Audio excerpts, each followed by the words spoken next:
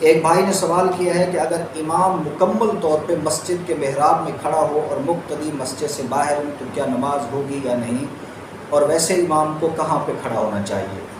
دیکھیں، امام جس وقت امامت کرا رہا ہے نا تو اسے چاہیے کہ محراب کے سامنے جو پہلی صف ہے اس میں امامت کے لیے کھڑا ہو۔ لیکن اگر کوئی گرمی کی وجہ سے وہ پچھلی صف میں بھی اپنا مصلی بچھا کے مقتدیوں کو پیچھے کھڑا کر دے تو بھی ٹھیک ہے، لیکن محراب کے سامنے ہونا چاہیے۔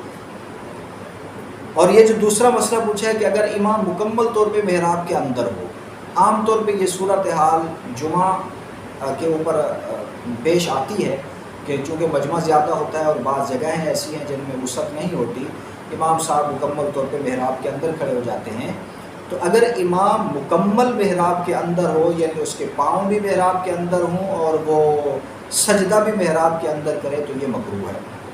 لہذا امام کو چاہیے کہ اگر اس طرح کی صورتحال پیدا ہو جائے تو وہ کم از کم اپنے پاؤں محراب سے باہر رکھے، اور سجدہ اگر اندر ہو جائے تو پھر کراہت بھی نہیں ہے۔ لیکن یاد رکھیں کہ اگر امام سارا کا سارا اندر ہے، پاؤں بھی محراب کے اندر ہے، سجدہ رکوع بھی محراب کے اندر کر رہا ہے تو یہ کراہت ہے، نماز ہو جائے گی۔ یعنی کوئی اتنی بڑا مسئلہ نہیں ہے کہ امام کی نماز بھی نہ ہو اور مقتدیوں کی نماز بھی نہ ہو۔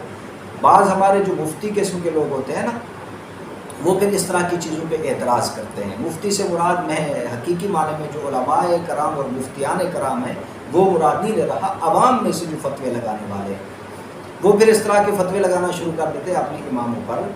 کبھی کبھی انسان سے بھول ہو جاتی ہے یا کوئی مجبوری کی بنیاد پہ وہ مسجد کے محراب میں کھڑا ہو جاتا ہے، تو یہ کوئی ایسا مسئلہ نہیں ہے کہ آپ اپنے امام پہ اعتراض کرتے پھریں۔ ایک دفعہ میں ایک جگہ پہ جمعہ پڑھانے کے لیے گیا تو مسجد چھوٹی تھی، تو مجھے خیال نہیں رہا، اور شاید وہ جو پاؤں تھے نا وہ مسجد کے اندر تھے، محراب کے اندر تھے۔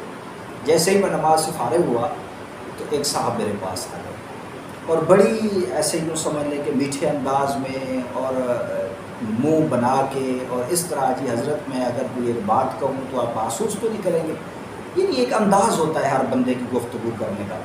تو میں نے کہا جی حضرت میں نے آدھا گھنٹہ آپ کو بیان کیا ہے، آپ ایک بات کر دیں گے تو میں کیوں محسوس کروں گا؟ اگر کرنے کی بات ہے تو کریں، بلا جھجک کریں۔ تو وہ مجھے کہنے لگے کہ حضرت آپ کے پاؤں جو ہے نا سارے کے سارے محراب کے اندر تھے، اس طریقے سے آپ نے نماز پڑھائی ہے تو یہ تو مکروہ ہے۔ میں نے کہا جی بالکل، میں انشاءاللہ العزیز وعدہ کرتا ہوں کہ آئندہ احتیاط کروں گا، اور اگر اس طرح کی کوئی مجبوری کی صورتحال پیش بھی آئی تو کوشش کریں گے کہ قدم باہر ہوں۔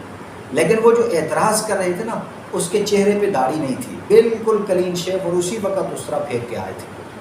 تو میں نے انہیں کہا کہ ایک بات میں بھی آپ سے گزارش کر دوں، اگر آپ محسوس نہ کریں تو۔ انہوں نے کہا جی حضرت کریں۔ میں نے کہا جناب جو میں نے چھوڑا ہے وہ مکروہ عمل ہے، ٹھیک ہے نا، یعنی کہ کراہت اس کی وجہ سے پیدا آئی ہے، اور آپ نے جو داڑھی پہ ابھی اس طرح پھروایا ہوا ہے نا، یہ واجب ہے، واجب کو آپ ترک کر کے پھر رہے ہو۔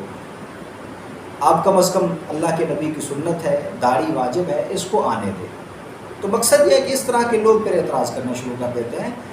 یہ کبھی کبھی مجبوری کی بنیاد پہ ہو جائے تو ائمہ پہ اعتراض نہیں کرنا چاہیے، الا یہ کہ اماموں کو بھی احتیاط کرنی چاہیے کہ یہ مکروہ عمل ہے تو وہ اپنے پاؤں کم از کم محراب سے باہر رکھ کے نماز پڑھائیں۔